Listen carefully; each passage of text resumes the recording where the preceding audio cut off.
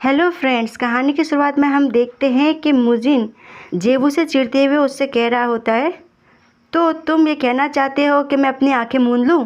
और जेबू अपने बालों को सहलाते हुए कहता है, वेल, अगर सच कहूँ तो हाँ। और हम देखते हैं कि इस बात से मुजिन को गुस्सा आ जाता है और वो मन में कहता है, ये साफ दिख रहा है कि वो किसी को बचाने की कोशिश कर रहा है।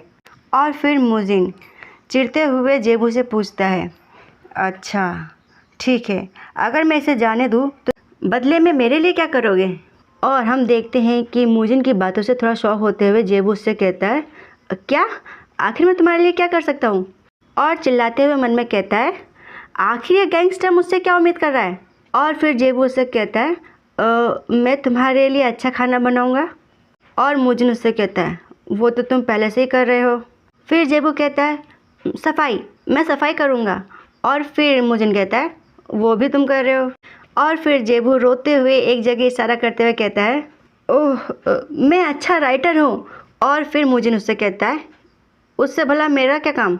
और फिर मुजिन अपनी तीखी निगाहों से उसकी तरफ देखते हुए हल्का सा मुस्कुराते हुए कहता है, ओह राइट, मैंने सुना था कि तुम एक आइडल ट्रेनी रह चुके हो, है ना?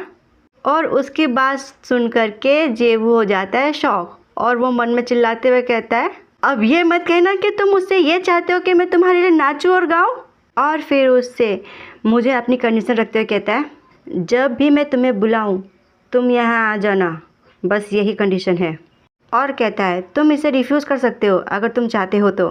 और उसकी बात सुन कर के जेबू मन में कहता है, काश मैं ऐसा कर सकता। आखिरकार अंत तक हियोजिन ही इस स्टोरी का मेन कैरेक्टर है।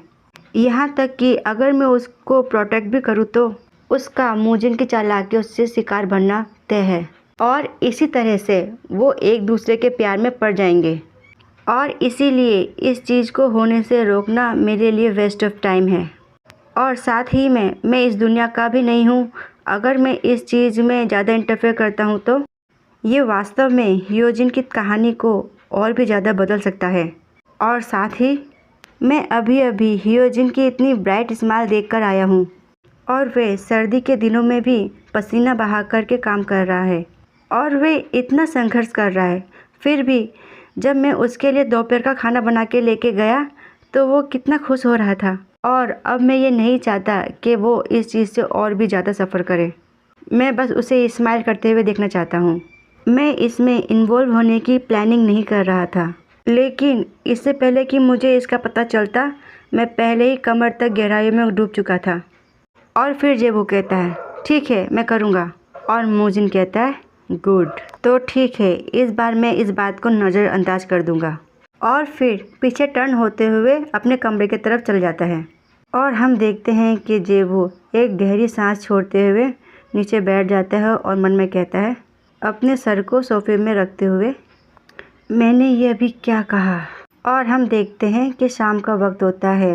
हियोजिन कहीं जा रहा होता है और उसकी निगाहें किसी चीज़ पे टेक जाती है और वो मन में कहता है, ओह, ये एक रोटेसरी चिकन प्लेस है। और मन में कहता है, क्या जेबू को ये पसंद आएगा? और कहता है, हम सभी के लिए 2 ही काफ़ी होंगे। और मन में कहता है, अब मैं इतना खर्चा पे करना तो संभाल ही सकता हूँ।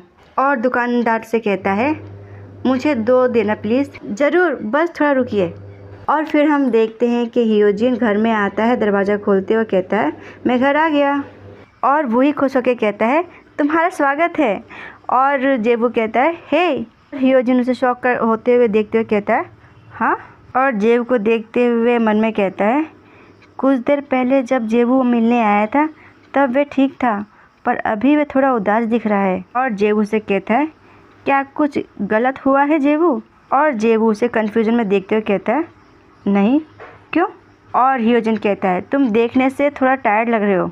और जेबू कहता है, आज के दिन का काम मेरे लिए थोड़ा हार्ड था, इसलिए बस। और हियोजिन फिर मन में कहता है, ऐसा नहीं है कि जेबू के पास पैसे या किसी चीज़ की कमी है और अपने लिए जीवन थोड़ा आसान बना दे। हालांकि मुझे उससे ऐसा कहने का कोई अधिकार तो नहीं। और जेबू अपने सर पे हाथ फेरते हुए कहता है, मैं ठीक हूँ। और हियोजिन कहता है, अगर उसके पास पैसे होने के बाद भी वो ये सब काम कर रहा है तो मुझे लगता है कि इस चीज़ के लिए उसके खुद के अपने कुछ रीज़न होंगे। और फिर जेबू की निगाह हियोजिन के हाथ में पकड़े एक बैग पे जाता है और वो उससे कहता है, ये तुम्हारे हाथ में क्या है? ओह, ये रोटिसरी चिकन है। वो लोग इसे पहाड़ी के नीचे बेच रहे थे। और फिर युनवो जाके हियोजिन के हाथ से वो बैग ले लेता है और कहता है, स्मेल बहुत अच्छी है। और वही कहता है, मैं टेबल सेट करता हूँ। और फिर हमें चिकन दिखाया जाता है और जेबू उससे कहता है, ओहो, मैंने कभी भी ऐसा चिकन नहीं खाया है। और हियोजिन उससे कहता है, सच में जेबू? वो कहता है, इसे खाने के बाद आप आसमान में उड़ने लगेंगे मिस्टर जेबू। और चिकन को देख के जेबू कहता है, ओह, ये तो चावलों से पूरा भरा हुआ है। और फिर हियोजिन कहता है, हाँ, जल्दी से खा लीजिए, ये बहुत गर्म है। और फिर जेबू चॉपस्टिक से उसे खाता है और बच्चे भी उसे बड़े प्यार से खा रहे होते हैं। उसे खाने के बाद सबके भाव ऐसे होते हैं जैसे वो कहना चाहते हैं, वाओ, डिलीशियस। और हियोजिन उनको देखते हुए मन में कहता है, मैंने जैसा कि सोचा था, इससे वो पसंद आया। अगली बार फिर से मुझे ये लाना चाहिए। और वही अपने बैग में कुछ करते हुए उनसे कहता है, अरे हाँ, मैं स्कूल से एक लेटर लेके आया हूँ। और युनवो भी कहता है, ओह, मैं भी लेकर आया हूँ। वही उस लेटर को टेबल पे रख देता है। ये स्कूल का न्यूज़ लेटर होता है। ये एक ट्रिप के बारे में इंफॉर्मेशन होता है। और जेवू उसको शौक होते हुए देख के कहता है, क्या तुम फील्ड ट्रिप में जाना चाहते हो? तब तो तुम्हें लंच पैक करके लेके जाना होगा, है ना?